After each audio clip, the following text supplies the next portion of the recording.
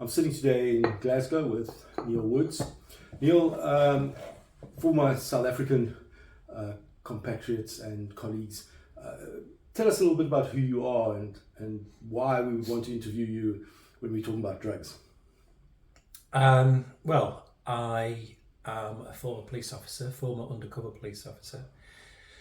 So I used to catch drug dealers for a living, and I was a bit slow on the uptake, but eventually I realised that what I was doing was causing great harm to not just to individuals, but also to society as a whole. So I'm now part of the growing international movement of police and other law enforcement who are fighting for an evidence-based drug policy. And one of the methods that I used in that regard is to write a memoir, which tells the story of some of my undercover work, and also a history of British drug policy called Drug Wars, which sort of unpicks the imperialist nature of this sort of American-driven drug laws that we have internationally. Mm.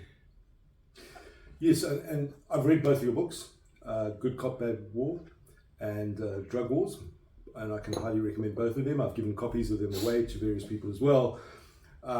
I think that the personal narrative in Good Cop, Bad War really brings home the humanity of the issues that we face often. And Drug Wars is probably the most comprehensive history from a multi-perspective kind of view of drug wars, because it gives from both sides of the Atlantic, of course. A lot of this is focused on America, and now this gives both views and how influential American drug policy is. In South Africa, a lot of people would say, oh, drug dealers all deserve to go to jail. You come with a slightly different narrative to this. Would you care to explain from your context how you arrived at this different narrative or different opinion?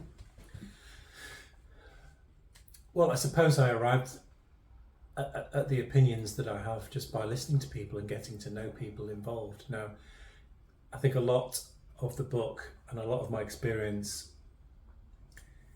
was about developing the empathy for those people I was coming across, people who were using drugs problematically, but also further up the chain, people who were actually dealing drugs as well. So you could argue that it's quite easy to develop sympathy for those people who are self-medicating and get themselves into trouble because of that self-medicating. That's one step. That's quite easy. But the people up the chain who are either dealing because they are dependent and they are being exploited by organised crime, or they're further up and they're not actually using drugs themselves, but they're still a feature of societal exploitation. And the best example I give of it, I think, is it was in Leicester. The first time I'd bought heroin from a child. And in the UK now, that's not unusual. In fact, you are more likely to be buying heroin and crack cocaine from a child than you are an adult now. But that was back in 2001, this child, and it was very unusual then. And when I met him, he was 16, and he was a nice 16-year-old. You know, he had a good sense of humour. You could have a laugh with him. But in 6 months, he developed from this sweet 16-year-old into a terrifying 17-year-old. And the reason that he did that, and I saw his personality change over the space of 6 months, was because he was being instructed by his peer group. And he was adapting to the requirements of the marketplace in which he found himself. And by the end of it, I remember very near the end, we were walking down the street, I was buying some heroin from him, and we were walking past the lamppost, and he just smashed my head into this lamppost one day. He was just letting me know who was boss. Now, that poor kid, he was being taught by older boys, but he was being taught to survive. Because he wouldn't survive in that marketplace unless he could learn to be potentially intimidating, potentially violent, unless he could fit into that ethos that his peers were dictating to him. Because if he didn't do that, then he would be the people who were grassed up, because it's the least intimidating people get grassed up by police informants. If he didn't learn to be intimidating, he wouldn't keep hold of the territory, and he wouldn't be able to find that money which he was subsisting on. So this was one of the horrific things that I realised, is that we are changing the personality of our young with this policy. We are, and the ramifications for that and the ripples in the bigger pond of society that come from that are extraordinary, because that young man is probably a father now, and his personality was changed by the scenario, by the situation in which he found himself. And he found himself in that situation for broader societal reasons, for social economic reasons, or simply because in his community young men like him were being corrupted. And we've caused this. We have caused this by our laws. We have caused this by our policy, because that doesn't happen in legal markets. It just doesn't. And it's important to focus on change over time as well. And that's one of the most difficult things that, as a speaker on this topic, that I find to try and explain to people, especially in a media setting, that things have got drastically worse over time. And the best example of that is something I've already referred to, and that is the fact that now in the UK we have 50,000 children being exploited to deal heroin and crack cocaine. They are now the front line. And the only reason that they are in that situation is because organised crime always adapts. And unfortunately, the police are really good at catching drug dealers. They're really good at it. That's part of the problem. Because they're good at it, organised crime will always adapt, because the police don't shrink the size of the market. And if they're not shrinking the size of the market, they're changing the shape of the market.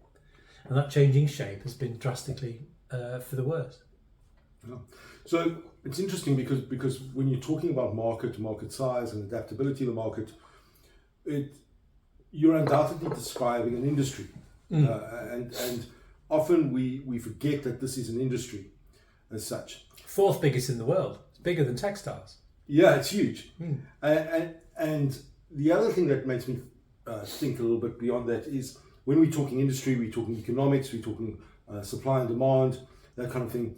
But of course, we know that people living in sub-economic conditions suffer more than other people for their drug use, and are more likely to get caught up in subsistence selling. They're more likely to get dependent, to lack the services to help resolve any dependence, that kind of thing. And I think you would know historically that in the UK, when we had this the move away from industry and creation of product or manufacturing in the UK, we started seeing a lot more heroin use and that kind of thing, which perhaps has lessons for South Africa, where the communities are economically deprived. Have you got any insights into the role of economic deprivation or marginalization in the use of drugs and the way we respond to drugs? Yeah, absolutely. I mean, there's examples from all over the world, but the UK is a very good example, because we had a very rapid decline in certain industries through the 1980s because of the very aggressive sort of neoliberal policies brought in by Margaret Thatcher. And specifically, I'm referring to the mining communities. So if you look in the UK, places like South Wales, Nottinghamshire and Yorkshire, where the mining communities, the jobs just went. And the entire communities worked for the mine. There wasn't any other work. Those villages and towns were built because the mine's there, and suddenly the work was gone. And there is very clear evidence that in the heroin explosion that we had through the 1980s and 1990s, those were the communities that were disproportionately affected, and by a long way as well, by a substantial way.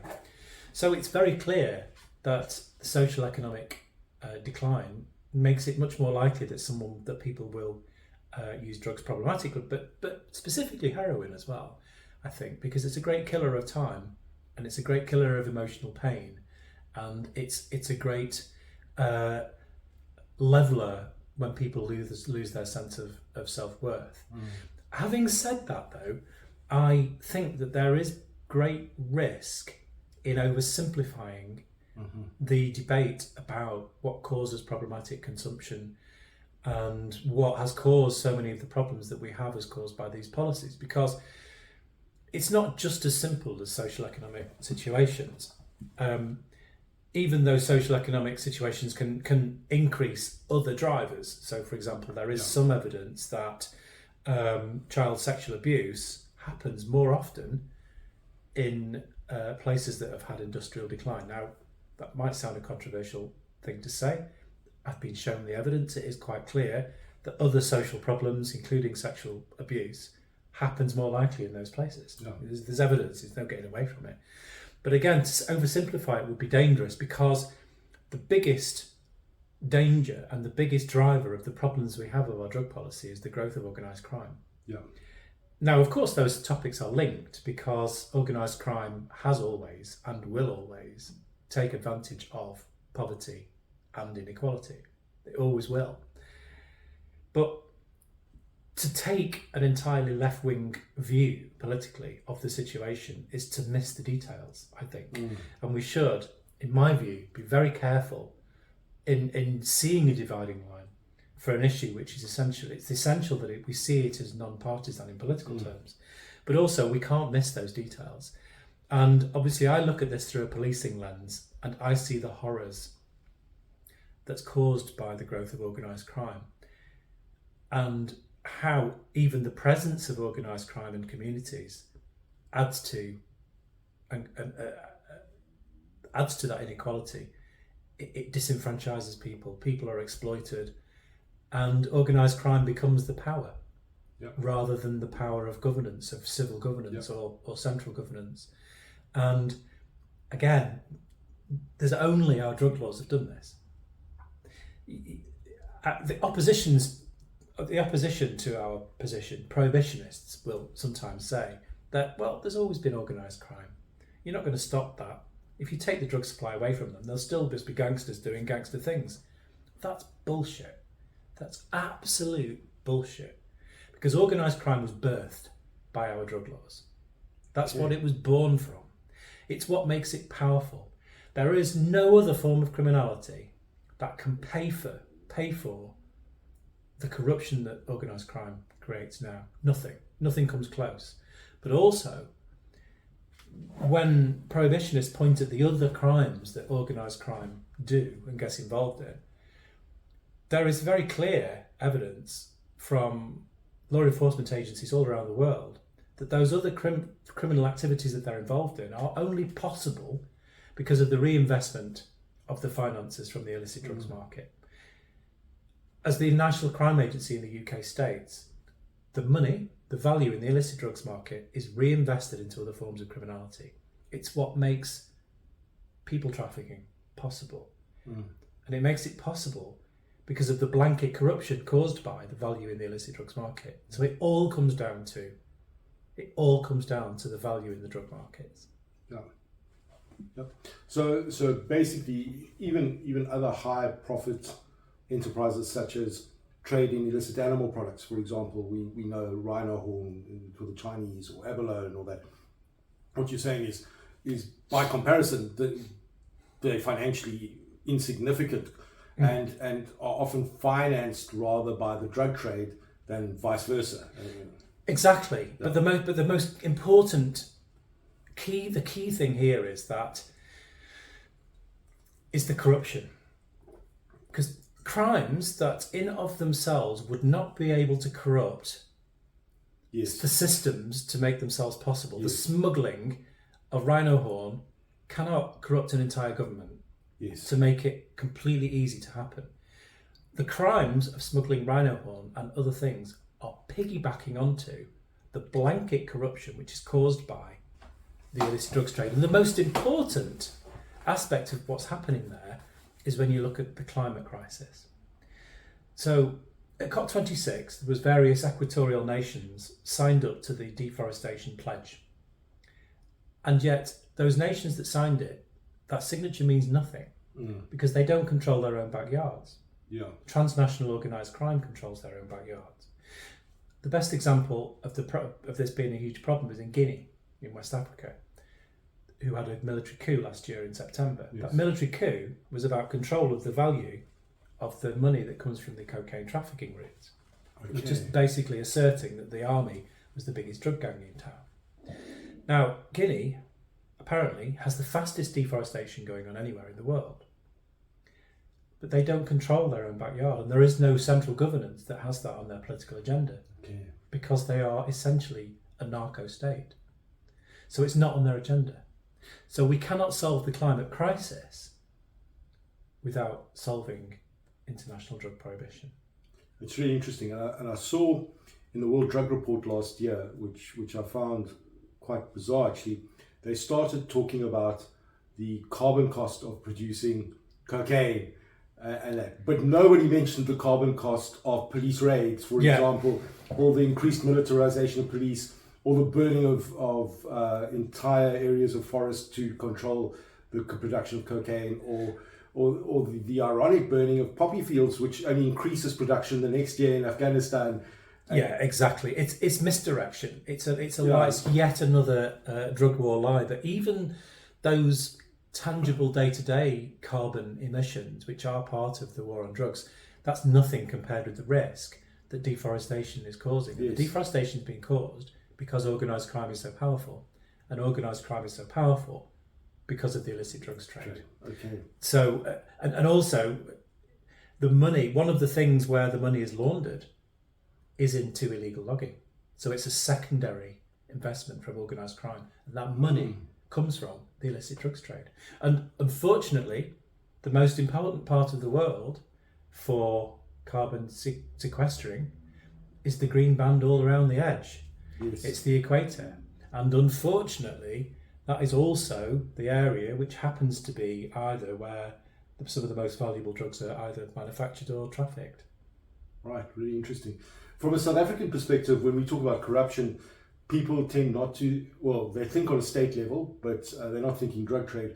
Certainly when they're thinking on a community level, we know that a lot of police officers fund their lifestyles out of the drug laws. So, for example, in one research project a colleague of mine did, they were calling the drug users ATMs and the spaza shops, I think they were called, I can't remember, but they basically, it was a similar sort of term, you know, that this is your ATM. You sit outside a dealer's house or a seller's house every day and you wait for the drug users to come out, and then you either confiscate their drugs or take cash from them, because kind of the futility of arresting the same people and going round and round and round has become pretty obvious. In the UK, you were saying the cops are really good at catching people who deal drugs. In South Africa, the narrative is they're useless at catching them because they're back on the street again. But as you alluded to, there's an endless supply of willing sellers in economically deprived circumstances. But have you got any comments on the corruption at street level of police and that? And you've been to South Africa, but I don't know how much experience you've got there. But let's start with that, and then there's one other follow-up question I wanted to ask you. Yeah, I mean, when I talk about corruption, I'm a little bit conscious of adding to the stigma of, Yes. to be honest, because, and it's a difficult conversation to have, because in the global north, in the UK, most British citizens, I'm trying to talk to them about corruption, and they're thinking, no, that's just something that happens in the global south. Yeah. That's something that happens to those people, those other people. And I remember having this kind of snobbishness when I spoke in Norway. I think it was 2017, and I got debating with a police officer in Oslo, and he looked down on me when I was telling him about the corruption, and he says, yes, but here in Norway we're not as corrupt as you are in the United Kingdom. 6 months later, the head of the Oslo drug squad got arrested as being part of an organised crime gang. And this is important to point out, that the corruption from the illicit drugs trade is truly transnational. It's truly global, and it's truly interconnected. It's all part of the same big spider web. Whether it's the rich white cop who happens to be a member of the Oslo drug squad, or whether it's a cop who is seeing the futility of what he's doing and decides to make a few quid off the market. You know, it's part of the same thing, because this policy corrupts everything. Because of the futility, and because of this huge value that we've given organised crime. So the corruption is everywhere, but unfortunately, another feature of the drug markets is the violence as well. Now, there is a political divide in what should be done about drugs, and of course, the more autocratic will say that we just need to get tougher. We need more police. We need more police to be locking more people up and locking them up for longer.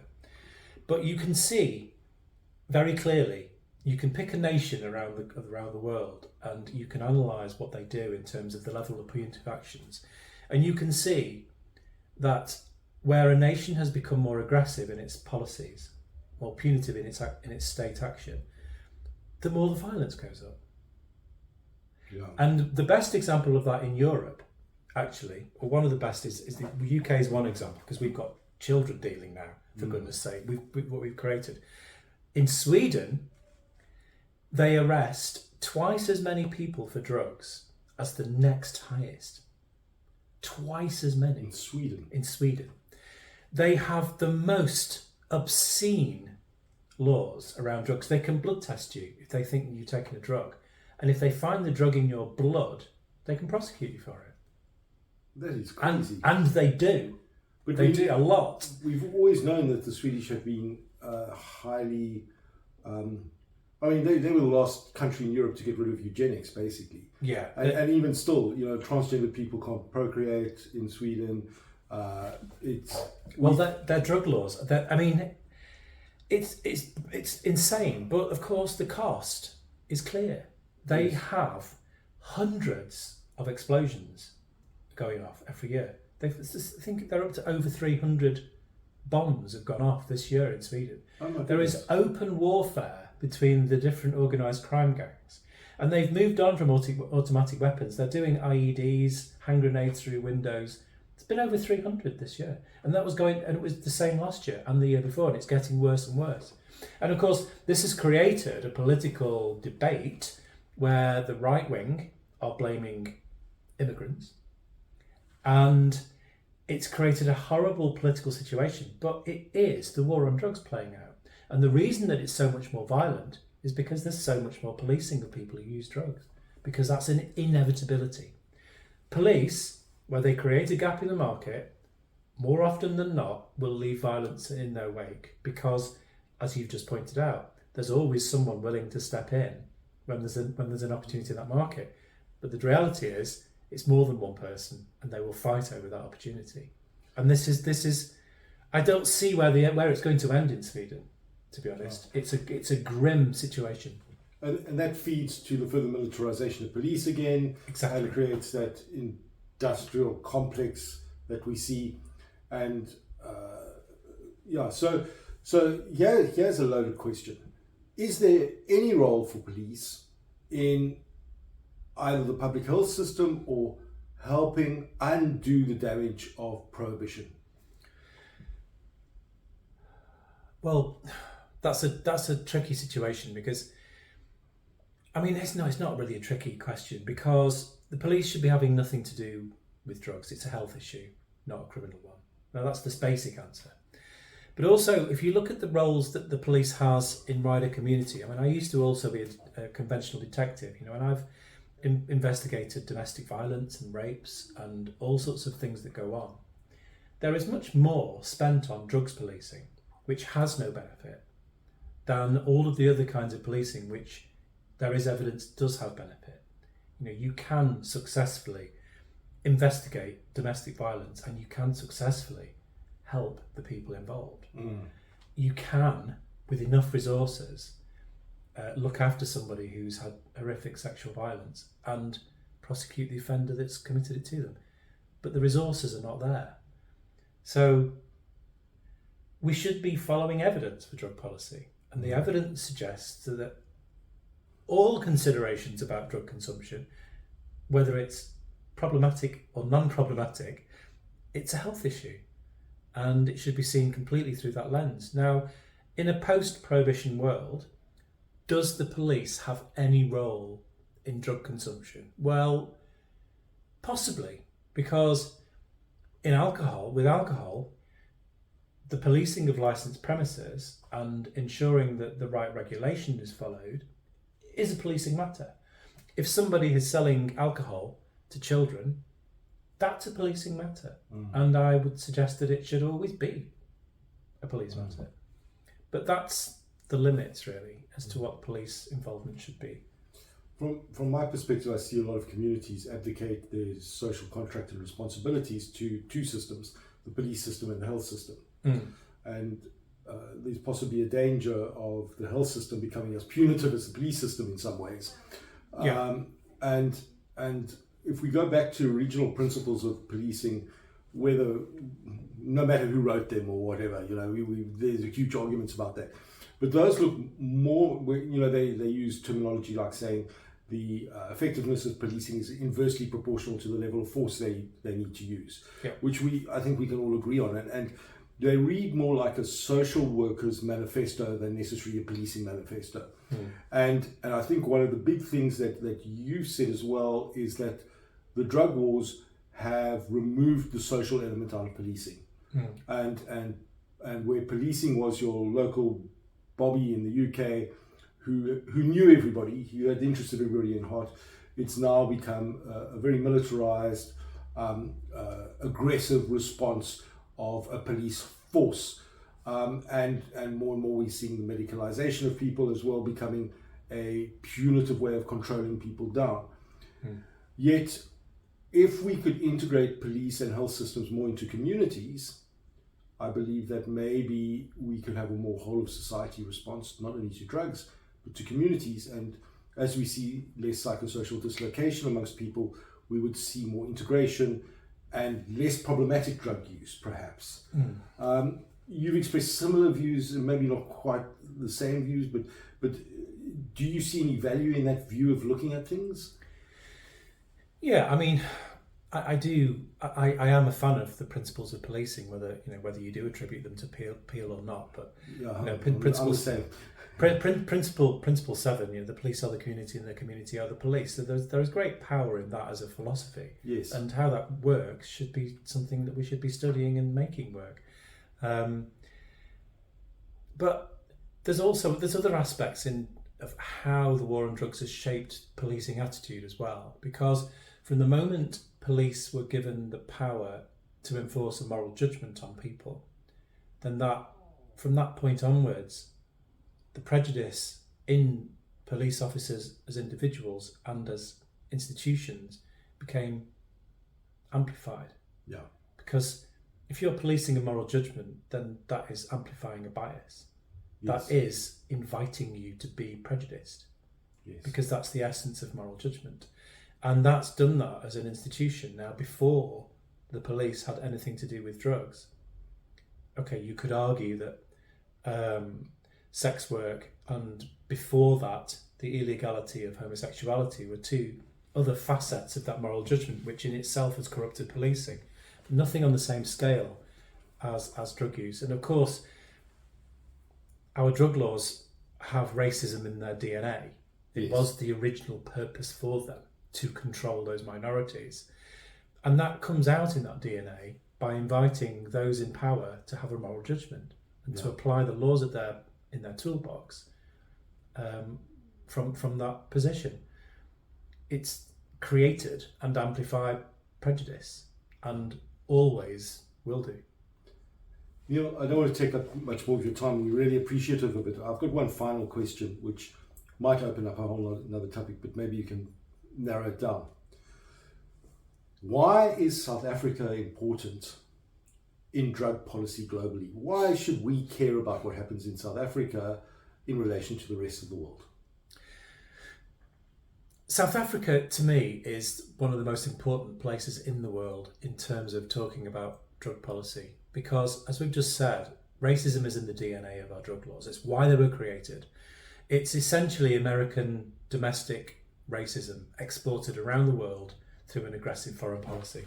That's the laws that we've got.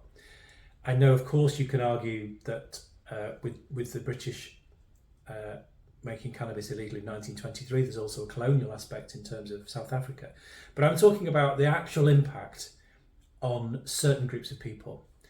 Now, in the UK, black people are in the minority, and they are 10 times more likely to be stop searched for drugs than a white person. 10 times. That is an extraordinary fact. Oh. Extraordinary. Right. That's even higher than in the USA in terms of disproportionality. But of course, we've seen how it plays out in the USA as well. But we're talking about minority populations. Now, it's important for South Africa because it's the same ethnic demographic which are being most targeted in South Africa. But the difference is that they are the majority. And, you know, the great Desmond Tutu called it the Rainbow Nation with a wonderful view of a nation developing towards equality. But that vision is gone for the moment because the drug laws prevent it from happening. The drug laws have kept apartheid in place.